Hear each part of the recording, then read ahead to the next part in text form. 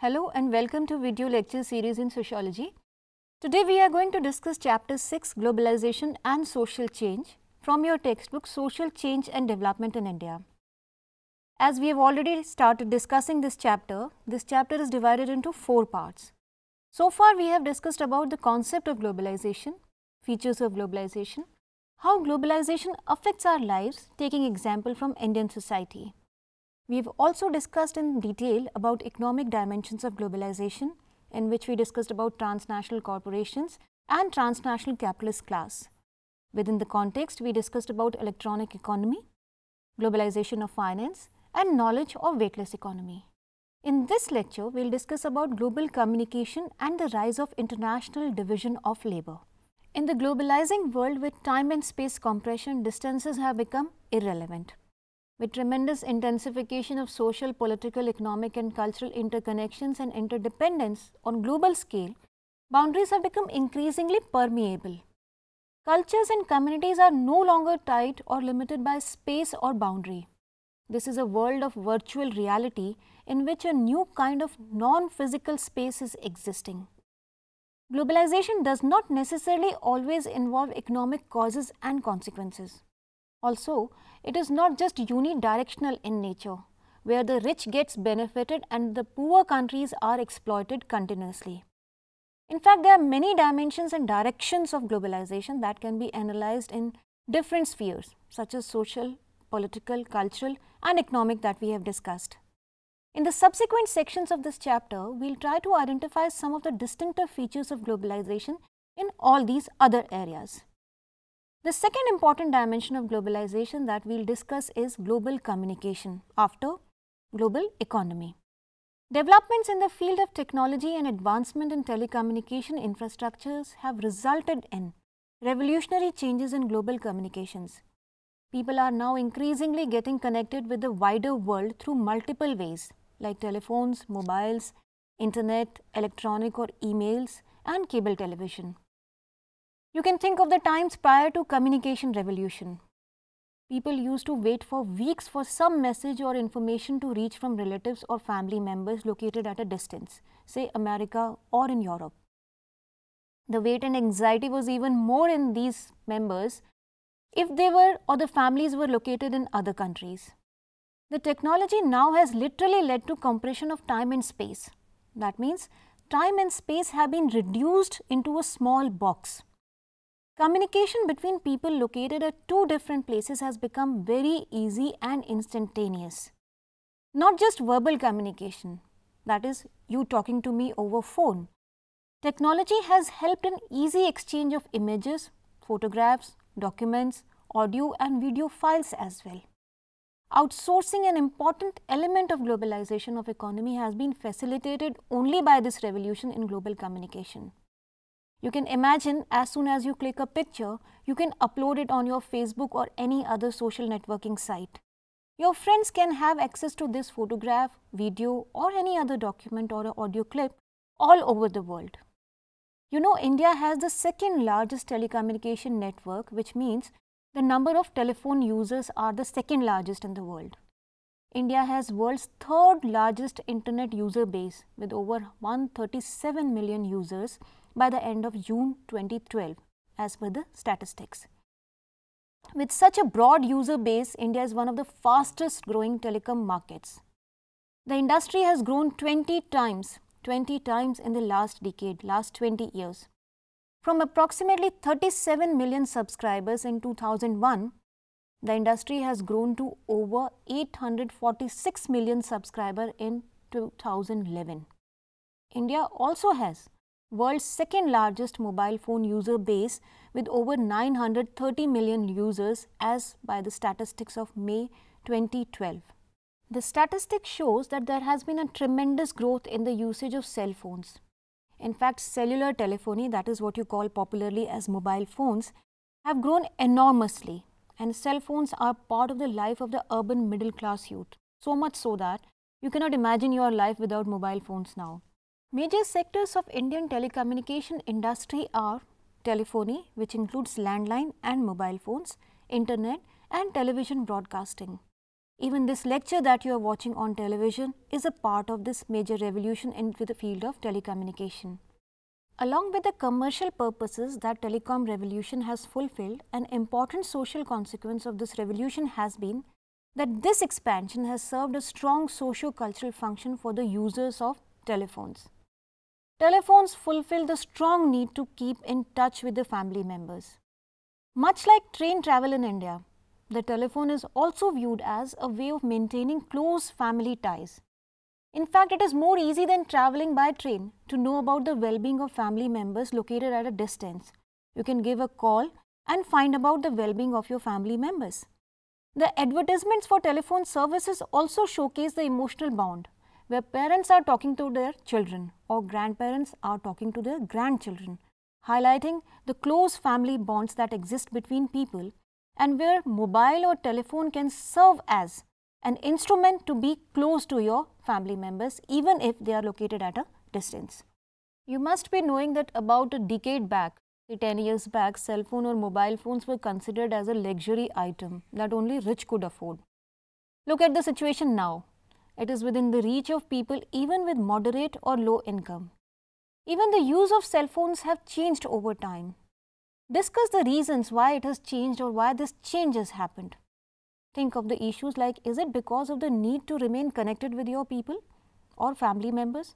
Or is it just a commodity that we consume as it is promoted by the capitalist? Is the telephony helping in safety, or is it just a fashion that people want to follow or a peer group pressure? As a sociologist, you must look at the answers of these questions. But as with the case of development or modernization, the expansion of telecommunication services have also been uneven in India. Some people live in a well-connected world, while some have limited access and large number of people have no access to it at all. This phenomenon is called as digital divide. Digital divide refers to the gap between those who have access and can benefit from digital technology and those who cannot have access or do not have access and hence cannot have benefit from the digital technology. Globalization has also resulted in emergence of international division of labor. International division of labor can be understood as the division of labor in which process of production is not confined to national territory or economies. And more routine manufacturing, production and employment is done in the third world countries. For example, contract farming in the agricultural sector and the outsourcing processes in the service sector.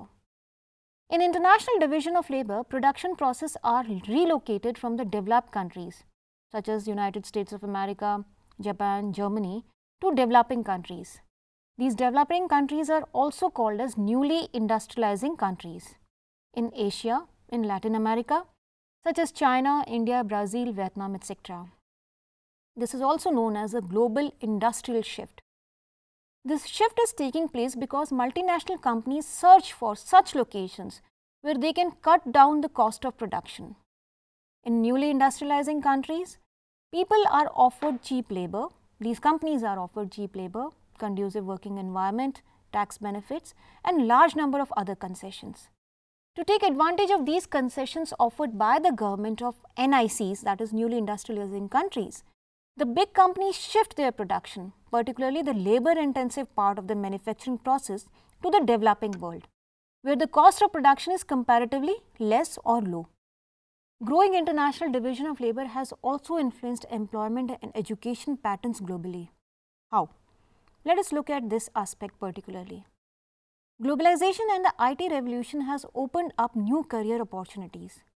A large number of youngsters from urban middle class, instead of doing traditional degrees or routine courses such as graduation, BA, BCom, etc., are learning computers, management sciences, hotel management, designing, languages, and other practical skills that can fetch them good jobs in the service sector, such as working in call centers, BPOs, KPOs, that is knowledge processing organizations, in marketing, finance, hospitality, industry, etc. With employment becoming global and labor going international, the work culture of organizations is also changing.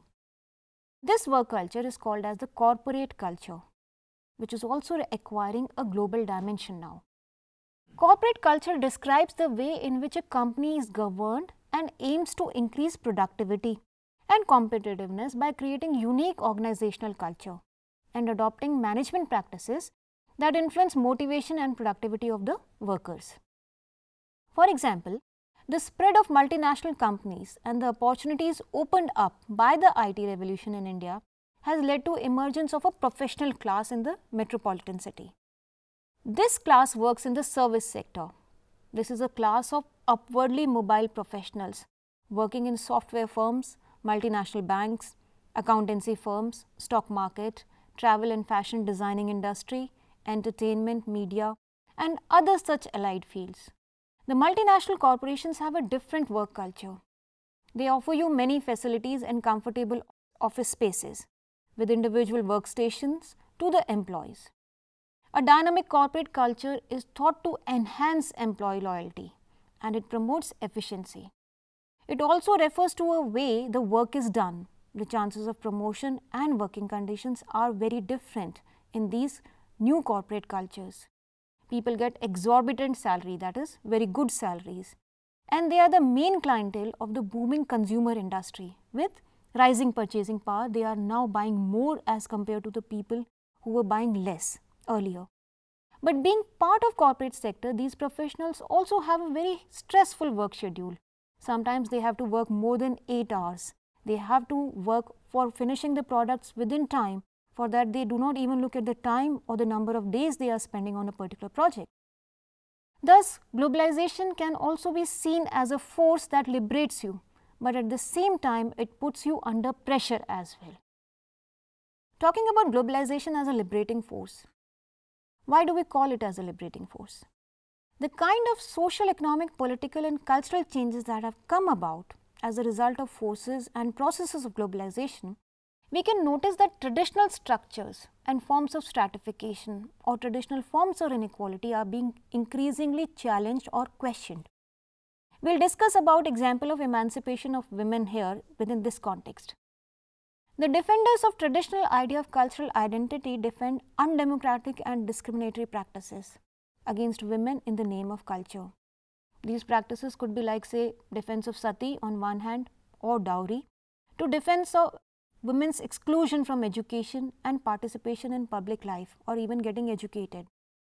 Although in India, we have always been able to develop a democratic tradition and culture that allows us to define culture in a more inclusive and participatory fashion.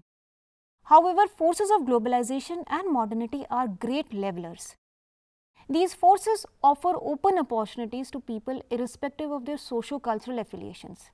Yes, you may say it may also lead to rise in income or economic inequality in society, but it reduces socio-cultural inequalities and discriminatory practices because of their inherent characteristics. The process of globalization has also influenced women and their lives in many ways. One immediate impact of this influence can be seen in the field of employment of women. The expansion of IT and service sector in general has led to increase in employment opportunities available for women. It has also led to greater economic independence among women. Women constitute 20% of the total workforce engaged in IT sector. They are increasingly taking up jobs even in the sectors which were traditionally male dominated, like engineering and legal profession. Globalization has also opened up prospects for higher education and quality education for women. But this opportunity to afford higher and quality education is restricted to only those sections who are economically well off and afford to pay a price for quality education. As we have discussed that the impact of globalization has been uneven, so is the case of the women. On one hand, globalization has opened up avenues for women to challenge the conventional stereotypes. They get educated, can take up employment and decide about their destiny to some extent. On the other hand, it has also negatively impacted the lives and livelihood of many women, such as with mechanization and preference for machine-made goods, the semi and unskilled women are losing their source of income and employment. For example, we discussed about the gum collectors in Gujarat or women working in the silk weaving industries. It is not so easy and straightforward to say that globalization has positively or negatively influenced women's life in general. It is a matter of investigation which depends upon the case and the context in which we are trying to understand the impact of globalization. So, we can conclude that globalization has brought about attitudinal changes in general regarding traditional social and cultural practices. Women have also got more opportunities. They have been exposed to global practices, but the nature and extent of this influence is quite uneven, asymmetrical across the sections of society. To conclude, let's summarize what we discussed in this lecture. We discussed about global communication, revolution in the field of information technology, and increasing intensity of global communication or communication at the global level. We also discussed about the international division of labor and its impact on employment patterns globally, how it has led to development of employment opportunities for people, and also how globalization has affected women's life in general. But it is not the one-way case, that is either good or bad, positive or negative impact. In the next part of this chapter, we will discuss about globalization and political changes. Till then, you can enjoy reading this part of the chapter. Thank you.